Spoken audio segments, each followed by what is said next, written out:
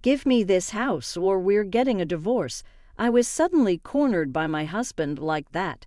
This is a cherished home filled with memories of my parents. I have no intention of letting it go, of course. However, as if toying with such feelings, he threatens me. What should I do? I was at a loss and reached out to my dad for help. My name is Jessica, and I'm 30 years old. I'm a stay-at-home wife, supporting the household day in and day out. My husband, Bob, and I have been married for almost 2 years now. He has been working tirelessly to support me since I quit my job to get married. But after the death of my father-in-law, my mother-in-law decided to move into our apartment, and our ordinary daily life collapsed in an instant. Surprisingly, I was informed about my mother-in-law's move the day before she was to live with us. Oh, by the way, Mom's coming over tomorrow. My husband came home and just blurted out like it was nothing. Coming over to visit. Not just for a visit. She's moving into this house, so please clean up. Moving in. Mother-in-law living in this house. Yeah, it's gone, so it's only natural, right? Otherwise, Mom will be alone back home. Looking back, I felt something was a bit off about my husband's way of thinking at the time. Usually, a husband would discuss such a thing with his wife first, but in my case it was decided before I even knew it. As my husband said, my mother-in-law arrived with a huge amount of baggage the following afternoon. "Hello, mother-in-law, it's been a while. Please come in." I greeted her, but for some reason she looked displeased. "Wait, Jessica, aren't you supposed to pick me up from the station?" "Oh, well, I didn't know what time you'd arrive. You're supposed to call me and ask, aren't you? You're so thoughtless." "I'm sorry. That's why I can't rely on you." Grumbling to herself, my mother-in-law plopped herself down on the sofa as if she owned the place. The next day, her snide comments began. It starts right after my husband leaves for work. "Jessica, why are you so laid back doing the dishes? Laundry should be the top priority in the morning." "I'm sorry. I'll do the laundry as soon as I'm done with this." "I'm telling you, you've got the priority wrong in this house. Once you've had breakfast, the first thing to do is laundry. Even if you say so, just keep quiet and do as I say." It's rude for a daughter-in-law to talk back to her mother-in-law. I wonder how you were brought up. I also have my own routine for the day, but why can't she understand that? It's not like I'm refusing to do anything. It seems that my mother-in-law simply doesn't like the way I do things. Even when I do what she says, she finds something to complain about, especially when it's just the two of us during the day. One day I came up with a secret plan to end living with my mother-in-law. The plan was to move into a house that my father had given me. My parents decided to start living in the countryside when my father took early retirement a few months ago, so they gave me the house they had been living in. Fortunately, we don't live far from the apartment we're currently in, and there was already talk of moving to a house in the near future. To continue living with my mother-in-law, even for a tough old bird like me, was reaching a breaking point. If that was the case, I preferred to move out sooner rather than later, just the two of us, my husband and I. With this in mind, I've decided to make a proposal to my husband right away. "Bob, do you have a moment? I'd like to discuss something." "A discussion? What's going on?" "You know that house my father gave us? How about we move there?" "Oh, that house. We did talk about living there eventually, but why so sudden?" "Well, I'm not getting along so well with your mother." "What? My mom hasn't mentioned anything like that." "Anyway, I find it too hard to keep living with your mother, so I'm seriously considering moving." "I see. Well, it's not far away, and my mom can continue to live in this apartment."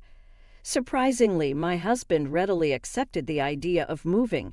He spoke with my mother-in-law about this, and within a week we were ready to move. Honestly, I thought she would put up more of a fuss, but she readily agreed to let us move. Not only that, she saw us off with a huge smile on her face. "Bob, Jessica, see you around. I'm sorry for moving out so suddenly." "It's fine. You've got your father's house, right. How wonderful." Thank you. Please feel free to come and visit us. Well, it's not far from here. Make sure to drop by regularly, Jessica. Yes, I will. After some formalities, we headed to our new home. I was relieved. Deep down, I no longer had to put up with my mother-in-law's sarcasm. Now we could live freely again. I was ready for opposition, but I'm glad I had the guts to bring it up to Bob. However, that wasn't the end of it. While I felt a weight lift off my shoulders being away from my mother-in-law, my husband started coming home late. Not only was he late, but there were also days when he didn't come home at all. He wasn't working overtime or at a bar. He was visiting his mother. My mom needs me, my husband would say. But it was happening too often. He'd go eat over there without telling me, or he wouldn't come home for a whole day. Because of this, my daily routine was falling apart. Something had to give. One day I confronted my husband. Bob, don't you think you're not coming home too often? Really? But I'm just staying at my mom's place. That's not the point. At least let me know. I end up wasting food. You can eat it the next day, Jessica. You're a stay-at-home wife, always at home. What? You think because I'm a stay-at-home wife you don't need to contact me? Well, it's the truth, isn't it? Being a stay-at-home wife means you're just lounging around at home, right? What? Besides, I'm more worried about leaving my mom alone. Ada will be back soon, and I need to talk to my mom about that. Ada is coming back. Ada is my husband's younger sister, who is currently living abroad due to her work. I was surprised to hear about Ada's return, but what did he have to discuss with his mom? Ada is coming home, huh? But do we really need to discuss this with mother-in-law? Curious, I asked my husband. Of course we do. Ada will be moving in with us. What? Really? Apparently, Ada lives in a decently large house overseas, and she's whining about wanting a similar one here. That's why I think she will end up living in this house. This sudden turn of events left me utterly blank. My sister-in-law moving into this house? We just got away from mother-in-law, and now this? Hold on a second, Bob. This is the house that Dad left me. Why would Ada? Well, remember our old apartment where we originally lived? Mother-in-law lives there now, and it's too small anyway. The only option for a larger house is this one. Don't decide all that by yourself. I never planned to live with Ada. Oh, we're not going to live together. We're giving the house to Ada. What? What are you saying? Listen, we're moving back in with mother-in-law. Ada can have this house and live here freely. The complete disregard for common sense almost made me lose my balance. Despite me repeatedly saying I didn't intend to live together, Bob finally snapped. Will you knock it off already? We're able to live because of me, so just keep quiet and listen. Stop joking. This is the house I inherited. Why would Ada? This house is too good for you to live in, right? Ada has been living overseas for a while now, and I promised her a large house. I can't back out now. I don't care. I'm not okay with this. All you do is complain. Forget it. Cool off. I'm going back to mother-in-law's for a while. With that, Bob slammed the door and left the house. Left alone in the room, tears welled up in my eyes. Why does he decide everything on his own? This is my cherished inherited house, and he's giving it to my sister-in-law. This isn't a joke. Every day I received messages from Bob asking, "Have you reflected on this yet? And you should come back here too, you know." Each time I had to reply, "I won't back down." Then one day, running out of patience with my stubbornness, Bob called me in a fit of rage. "Jessica, when are you coming over here?" "I've told you many times I'm not going there, and I have no intention of giving this house to Ada." "Enough. I've already told Ada she's coming back this week. Don't make a fuss." "Don't decide things on your own. This is the house I inherited from Dad. It's mine now. Why should I give it up for your family?" "Who do you think you're talking to?" Mother-in-law's angry. Don't piss us off more. What about my feelings? Ignored, Bob sounded very frustrated, heaving a big sigh over the phone. Then he dropped a bombshell. If you can't listen to me, we're getting a divorce. You know by tomorrow and leave the house to Ada. That's when it happened. My love for him chilled instantly. The way he threatened me with divorce was downright disgusting, unforgivable. Ignoring my feelings and threatening me with divorce. Should I let him get away with this? Ignoring my seething rage, my husband arrogantly continued. Do you understand? If you don't leave by tomorrow, we're divorcing. Are you serious? Of course I am.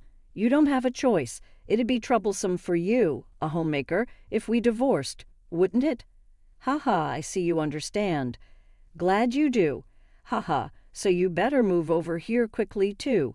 My mom's all excited to educate you. Ha ha. And with that, my husband unilaterally ended the call. Afterwards, I explained the situation to my dad and decided to enlist his help to execute a certain plan. The next day, my husband called, cocky as ever. Hey, have you finished packing? Ha ha. Yes, of course, I responded calmly. More importantly, when is Ada coming back? Tomorrow. Why are you so obsessed with Ada? At my question, my husband revealed his true colors. Actually, she's been making a killing in stocks and investments. I see, so you're trying to get on her good side to get some financial support. That's just like you. Think whatever you want. I need you to move out today. Don't worry, I've already moved. What? My husband seemed genuinely surprised. He probably thought I would obediently follow his orders. His tone became increasingly arrogant. Oh, I see. You didn't want to divorce after all. Ha ha, that makes sense. Without any income, you wouldn't be able to live if you divorced. Ha ha. That's right. We're still married for now, so I'm even answering your call. But that's going to end soon. What? That's divorce. At my statement, my husband was clearly shaken. You? What are you saying? You're going to move out of that house, right? You're coming over here now, right? What? Why would I do that? I'd rather die than return to a house with an unreasonable husband and a metal-saw mother-in-law. What do you mean? You promised to move out of the house. Yes, and that's exactly what I did, isn't it? I said I've already moved. Don't joke around. Then where are you? My husband's speech began to quicken, a sign he was losing his cool. Timing it right, I decided to share the truth. I'm at my parents' place now. What? I moved back to the rural area where my parents live, so I won't be returning to your place. Oh, I see. Relief seeped into my husband's voice. Well, that doesn't matter as long as I can hand the house over to Ada. $500,000. What? The house that I got from my father, I put it up for sale. So if you really want to give it to Ada, you'll have to buy it for $500,000. You're kidding. Do I sound like I'm joking? The house is still in my father's name, so I asked him to put it up for sale. In fact, what I had asked my father to do was help with the sale of the house. My father has always said to me, you can live in it or sell it, whatever you fancy. Just let me know when the time comes. The evaluation came back at $500,000. Seizing the opportunity, I promptly put it on the market. He must have never imagined such a situation would arise. My husband stuttered his words, trying to unleash his verbal fury. You've got to be kidding me. Doing things your own way. I won't allow this. I don't need your permission. We're getting divorced soon anyway. What did you just say? Do you understand your own position? You're the one who's going to be in trouble after the divorce, without any income. Struggling alone is way better than staying with you. Listen, Ada will be back home soon. I told you I was depending on her money. So what? Like I said, if you want to provide a place for Ada so much, why don't you just buy the house for $500,000? If you can, of course. I can't do such a thing. Aita is making money from investments, right? She can buy it for $500,000. No matter how rich Aita is, she can't go that far. My husband only had excuses, showing no signs of apology, let alone humbling himself. Seeing that any further conversation would be a waste of time, I decided to give him a piece of my mind. I don't have the time to deal with you, foolish mother and son. Did you think threatening me with a divorce would make me obediently hand over the house? If you thought I'd do whatever you say because I'm a housewife, you're greatly mistaken. Hey, calm down. I am calm. The one who should be panicking now is you, isn't it? I'm not going to just go along with what you guys say. I absolutely refuse to continue being family with you any longer. Stay out of my life forever. Go to hell with your beloved mother, you jerk. I shouted loud enough for the neighbors to hear and hung up the phone.